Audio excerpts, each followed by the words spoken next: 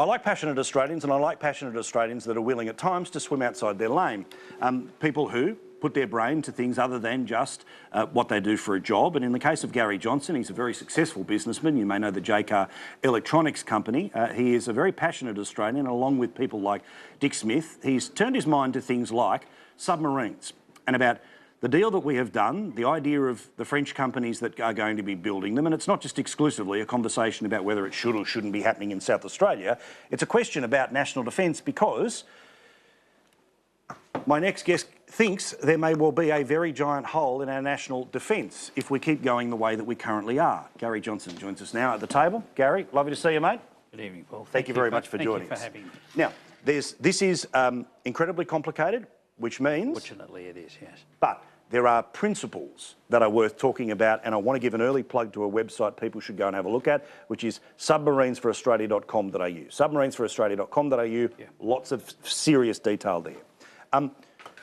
In a general sense, if we were just meeting at a barbecue, I have to ask you this one first. What is the problem with the decisions that the government have made about submarines from here on in? Are they spending too much? Are they getting crappy subs? What's the central problem with what they're doing? They're spending too much money. They don't have to spend that much money, but governments are good at spending more money than they have to. The decision to choose the French manufacturer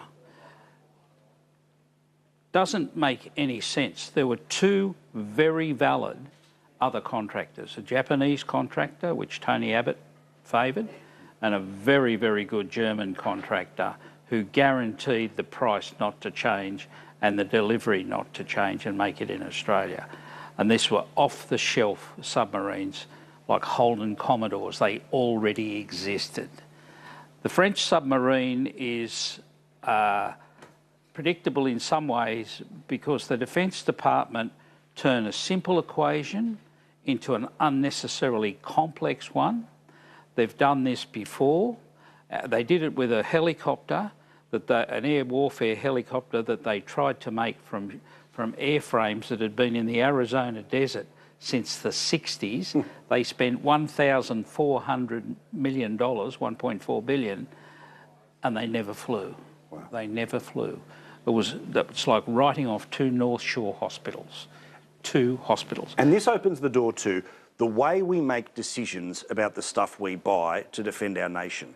This in and of itself is perhaps the problem that is producing decisions like the one about submarines. Now, obviously, there's the political side, and it's pretty obvious that the Liberal Party was obsessed with losing seats in South Australia, hence why Christopher Pyne is now a Cabinet Minister for the pork barrelling of South Australia. But there seems to be a flaw in the decision-making process of the advice government is getting as well.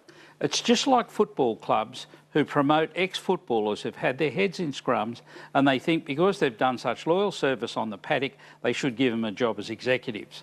They've had no experience for this sort of thing, and then you get this chaotic situation. What the Defence Department have done is that they've promoted admirals and generals and people who've spent their whole career in a military capacity, and then they've asked them to do a logistics job, and a job where someone like, say, Wal King would be more experienced in things like this. So they keep making the same mistakes over and over. They've done it with the MRH-90 helicopter. There's quite a few military items that they've incorrectly ordered. The process is too complicated. It's got too much politics in it. And the solution to our future submarines is really quite simple. It's a bit politically brave, but it's simple. But what they've done right now is to give the French a job to convert a nuclear submarine to a diesel one. Yeah. And the nuclear submarine hasn't even been launched yet. It doesn't exist yet. So they then have to design a diesel version, which is going to have enormous problems. And the Collins-class submarines, which we all know were a pretty hopeless decision as well. Once again, another flawed process the Defence Department got themselves involved in. But these are going to wear out by 2025. And this is what brings us to the real worry here, which is the ones that we're buying don't exist yet.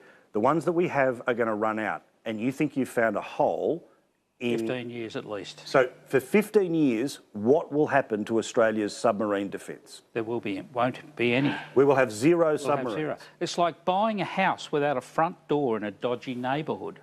But how is this... You wouldn't do it. And how is this not a scandal? How is this not the idea that a part of our military defence may well not exist for 15 years? Well, what I'm hoping is that the media, some hero, will come up and just start publicising this. I don't have a media franchise. I'm just a Sydney businessman. I cannot seem to get any traction through the media. We started saying, look, what's going on here? They're trying to convert a nuclear submarine to a diesel one. They should just buy the nuclear, by the way. Yeah, I agree. That'd be a lot simpler. That'd be a lot simpler, a lot smarter. But they want to go through this silly process because they think that Australians aren't mature enough to accept a submarine that's got nuclear propulsion. Every other submarine in the ocean around them is going to be nuclear. It's like going to a war with a propeller fighter plane. So at the moment, you're trying to arm up and talk to politicians. Part of having you on the show is I want my journalist friends, I want media friends to listen to this and use this conversation as the start digging here. But to make the claim that we will have no submarines for 15 years is massive. It is massive. So what is the response from government when you talk about it? Nothing. They say nothing? They're not giving us any oxygen. They're hoping we'll go away. Good luck. They're hoping we'll just go back to work. Yeah, good luck. And I'm outraged by this. I'm absolutely outraged. I've got a day job. And the fact of the matter is that nobody else seems to be interested. Yeah. It's astonishing. There will be a hiatus where we have no front-line defence for this country if we keep going with the DCNS decision, the French submarine decision. Unbelievable. Well, obviously, we will put our questions to government, but if there is deep investigative reporters watching us right now, no pressure on you, Hedley Thomas, but plenty of others, get involved, get in touch with me and get in touch with Gary. Gary, appreciate it, mate. Thank you very much for giving me your time. Love you, brother. All right, his website is, and I want you to go and have a look at this, submarinesforaustralia.com.au. Panel chat next.